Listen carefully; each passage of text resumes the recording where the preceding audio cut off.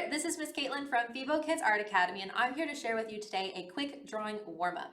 Now, today our warm-up is inspired by a contest that is happening from the Bow Seat Art Contest. Now, we're not affiliated with this organization in any way. We're just always excited to share more opportunities for students and aspiring artists to create artwork and get their artwork out there in the world. And this contest is really important. Its theme is water rising, and among other things, it asks us to look at our own personal relationship with water or even our community's relationship with water. Very important conversation to be had, especially through art, because we live on a water planet and it's a valuable resource, if not the most valuable resource on the planet. All right, so I'm going to go ahead and switch to my desk and I'll talk a little bit more about the contest and what we're going to be making today. So I'm going to go ahead, like I said, switch to my table here. I'm going to put on my glasses so I can see a little better for you guys.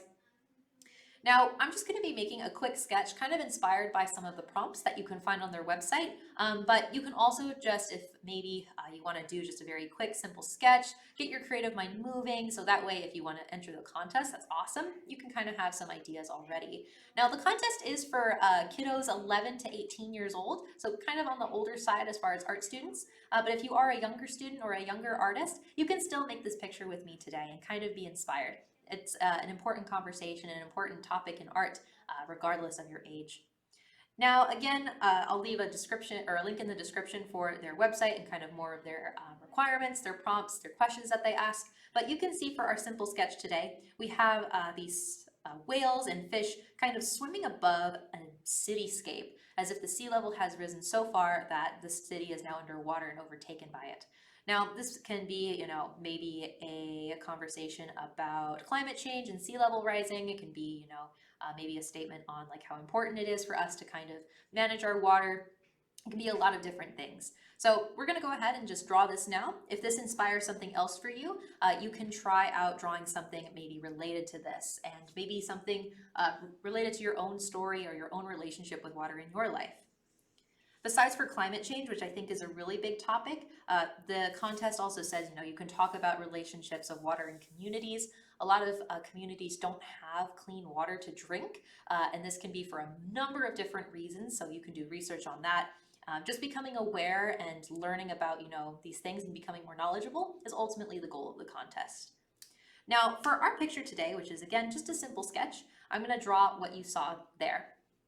I'm going to go ahead and start by drawing in the whales. Now, for the whale, I'm going to go up here. I'm going to use a marker to draw, but you can use a pencil if you'd like. I'm going to draw like a big curved line that kind of comes down like so. Again, this is a very simple sketch. It doesn't have to be anything too extreme. I'm going to draw the body here. I'll draw the fin because I know the fin goes right about there. And come down and draw the whale's tail. I can also draw the mouth and the belly of the whale, the eyes, and then if I want to add in any further detail, I could. I'm also going to add a whale that's maybe a little bit farther back.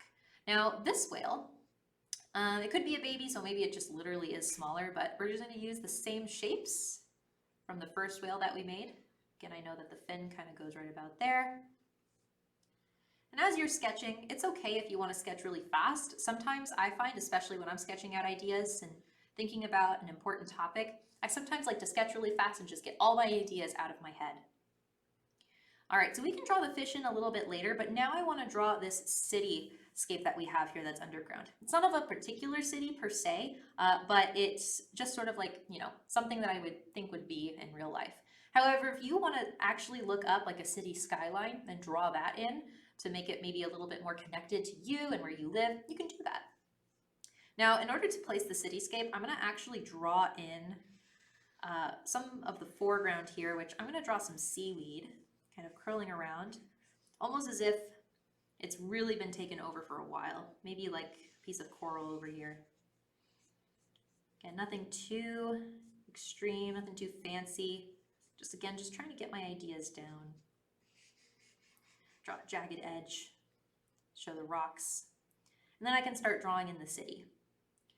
So when I draw in the city, I'm going to be thinking of like drawing boxes, because a lot of buildings really are just that. They're really long boxes or really long box shapes. So you can draw in as many of these as you like. Again, if you want to draw maybe a cityscape that you know you can. As you're kind of going through this, think about, again, sort of your relationship with water. Do you get to have access to clean water? I think if we are, we're very lucky because so many people don't have that access to 100% clean water all of the time. I think many of us might use filters. We have access to that technology and systems that can filter that out as well. Another big thing for contributing to clean water, or maybe the lack thereof, is, where you live in relationship to it. So for example, if you live upstream or downstream on a river, this can determine, what kind of water you get. So if a really big business or corporation or something that makes a lot of waste lives upwards on the river, they're dumping all of their stuff into the river upstream, that now floats downstream into maybe a city where you live, and then your water is contaminated. That's actually a really big issue, and how we dispose of our waste. And that can be another topic that you can make artwork of. Now, I was looking on their website and they have a lot of really creative entries. So if you're stuck on ideas, or you're just wanting to see, what have people done in the past? Or to see the really just incredible artwork that other students and other artists have created, you can check out their website. I made like a little billboard here. Maybe I'll keep drawing more of these buildings. Again, just having fun with it. Just drawing out the city, being very loose. Doesn't have to be perfect. It's just a sketch idea. And then I can start adding in maybe like windows here and there. And adding all of that in. Again, we don't have to get super detailed, but you can think about, what kinds of things would I find on a building? Find like little areas with like air conditioning maybe on top. Maybe lots of different windows. Maybe you live in a place where you don't actually have a lot of these really tall buildings. I would immediately think like New York City for a place with lots of tall buildings and skyscrapers.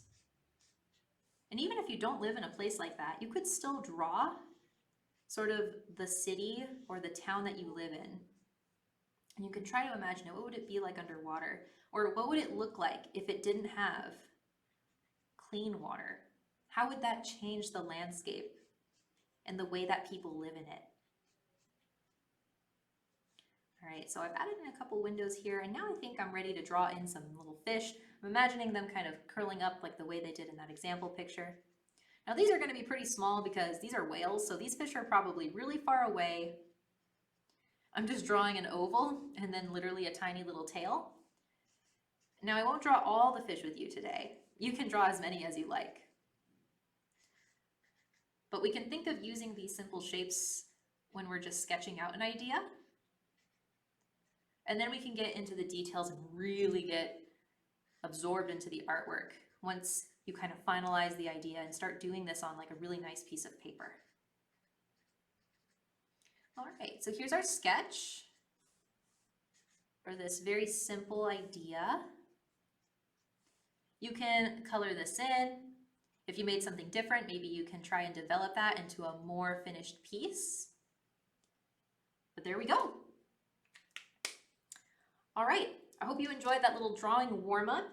Again, I'll leave all of the info for this contest in the description. I hope you guys like it. You should enter it. You guys are amazing with your artwork.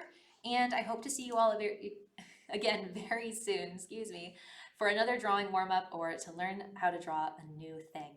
All right, you guys, have a great rest of your day. Bye for now.